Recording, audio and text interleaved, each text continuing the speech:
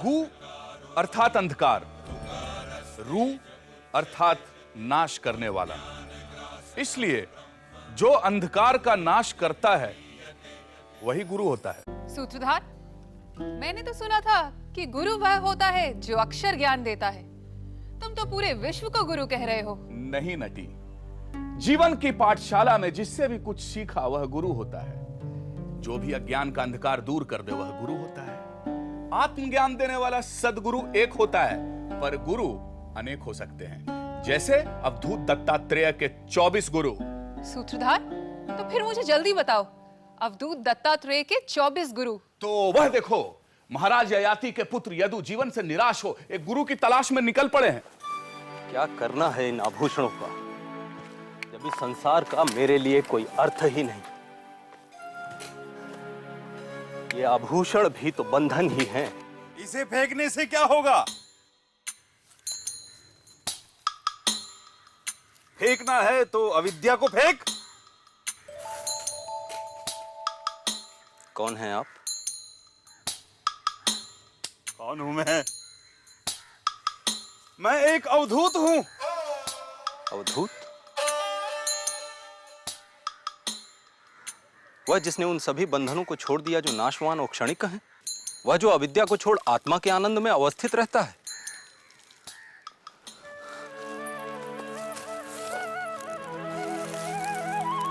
भगवान, मैं भी उस अविनाशी और अक्षर को जानना चाहता हूं, पर मैं किस गुरु की शरण में जाऊं जो मेरा उस अक्षर और अविनाशी से साक्षात्कार करा सके?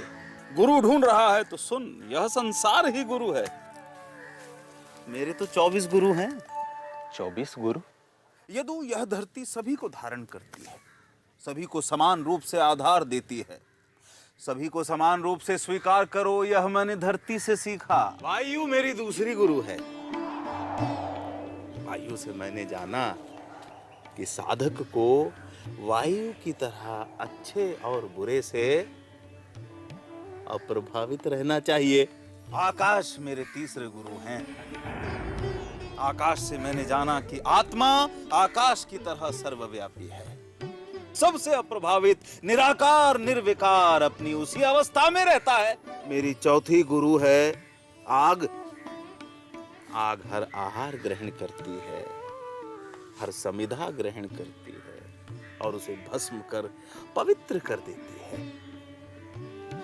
आग से मैंने जाना कि ब्रह्म चिंतक को अग्नि की तरह ही आहार ग्रहण करना चाहिए। सूर्य मेरा पांचवा गुरु है। जिस प्रकार सूर्य की छाया अलग अलग पात्रों के जल में अलग अलग दिखाई देती है, उसी प्रकार यह सारी सृष्टि उसी एक आत्मा की विभिन्न छायाएं हैं। मेरा छठा गुरु कबूतर है। एक बार मैंने देखा शिकारी के बिछाए जाल में कबूतरों के बच्चे फंस गए हैं।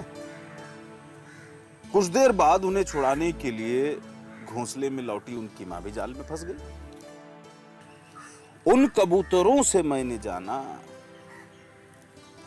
कि किस प्रकार मोह विनाश को आमंत्रण देता। अजगर मेरा सातवां गुरु है यदु।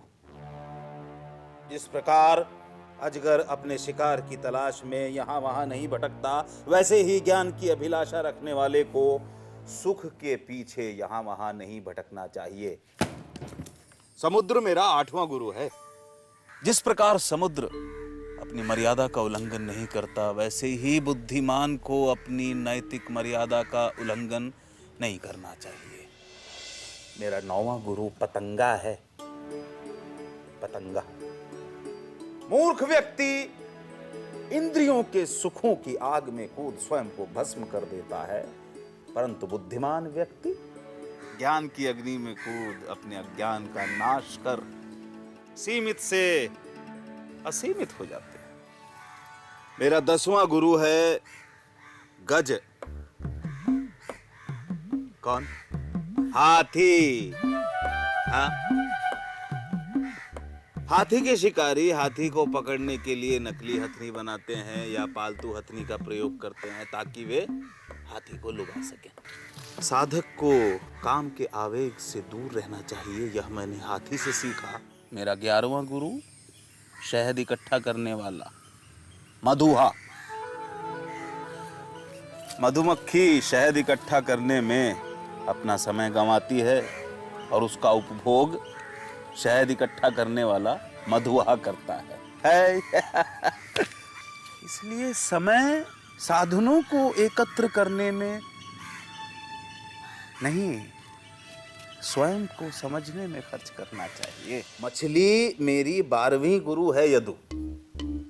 इस प्रकार कांटे में लगे पदार्थ के कारण मछली कांटे में फंस जाती है, वैसे ही मनुष्य प्रलोभनों के कारण संकट में पड़ता है। मेरी 13वीं गुरु है गणी का पिंगला। वही पिंगला जिसने अपने विवेक और वैराग्य से आचार्य स्थूलीभद्र को भी नींद से जगाया। मेरा 14वां गुरु है एक तीर बनाने वाला। उससे मैंने जाना कि आत्मा पर एकाग्रता से ही संसार के प्रपंच को अनदेखा किया जा सकता है। मेरा 15वां गुरु छोटे बच्चे हैं यदु। छोटे छोटे बच्चे जो मान अपमान, मेरा तेरा, अपना पराया, इन सब से परे रहते हैं। मेरा 16वां गुरु चंद्रमा है।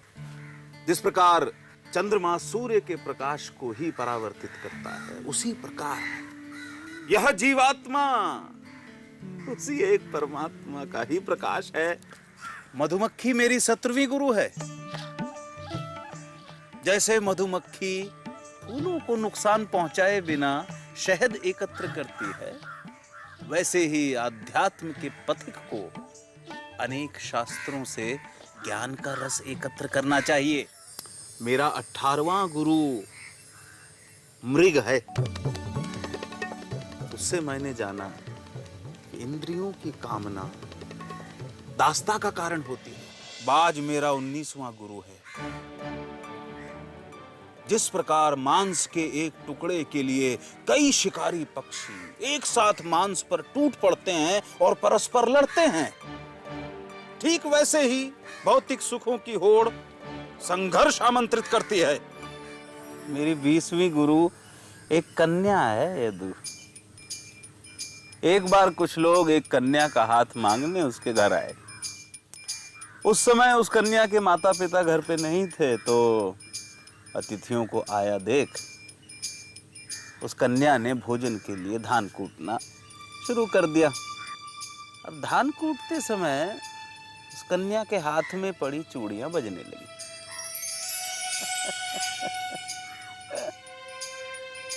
चूड़ियों की खनकने की ध्वनि से अतिथियों को परेशानी न हो, इसलिए उसने दोनों हाथों में एक एक चूड़ी रख बाकी चूड़ियां उतार दी। इस घटना से मैंने जाना कि दूसरे के होने से स्वर, शब्द खटकने लगते हैं, बजने लगते हैं। इसलिए साधक को अकेले रहना चाहिए। सर्प मेरा 21वां गुरु है यदु। सर्प घर नहीं बनाता, वैसे ही अध्यात्म के पथिक को अनिकेत रहना चाहिए। मकड़ी मेरी 22वीं गुरु है। जैसे मकड़ी अपने जाल की रचना करती है, उसमें विचरण करती है और अंत में उसे ही निगल लेती है, वैसे ही आत्मा अपने संसार की रचना करता है, उसमें विचरण करता है और अंत में यह संसार उसी में विलीन हो जाता है। यदु इल्ली मेरी 23वीं गुरु है।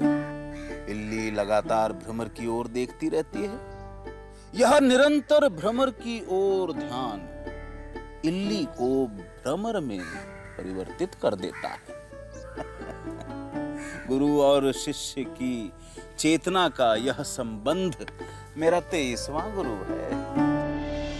मेरा 24वां गुरु जल है।